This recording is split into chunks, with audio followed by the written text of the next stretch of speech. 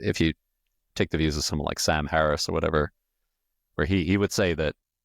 oh, you know, given we have the real world, uh, we can sort of define or derive some set of like some idea of what is actually morally good from just the real facts alone, you know? And I think that there's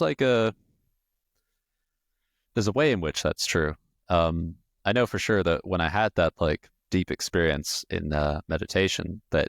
part of it was like eyes flashing through, like sort of or like vision flashing through, like the perspective of like predator and prey, where like at one point I'd be the rabbit, and then the other point I'd be like the fox chasing it, and it would be sort of this very like there's a symmetry of like there's a symmetry there where it's like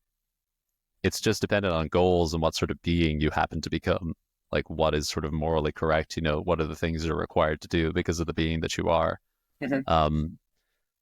and so in that sense, that could sort of that could kind of make you trend towards a kind of moral relativism where you're like, well, there is no absolute good, I don't know, there's only relative good, and I'm just sort of, I have to fight for my own good or just completely give up, like it, but there's no absolute like kind of good. Like, how do you define a direction of good and a direction of evil?